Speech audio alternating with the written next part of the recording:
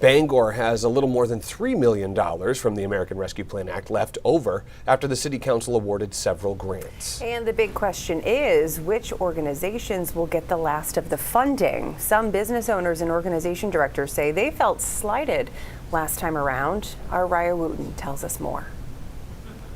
With 2 new members following last month's election, the Bangor City Council is reestablishing its priorities and deciding how to disperse the remaining $3.8 million of American Rescue Plan Act funds. You are not going to fund everything. Bangor City Manager Debbie Laurie says the City Council has already allocated $4 million to Panquist child care programs, more than $2 million to the Hope House, $1 million to Habitat for Humanity, and more. I think they measured the merits of each individual application. That's not to say that applications that weren't funding didn't have merit. We were overlooked again.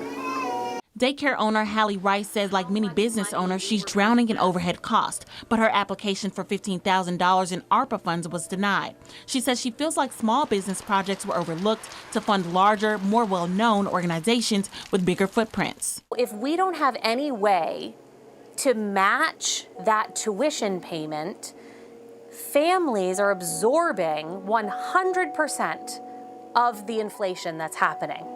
Founder and executive director of the nonprofit organization Dignity First, Jamie Beck, says she applied for ARPA funds hoping to get support for plans to build 120 units of permanent supportive housing for people experiencing homelessness, but was also denied. Beck says she believes the citizen review process was skewed.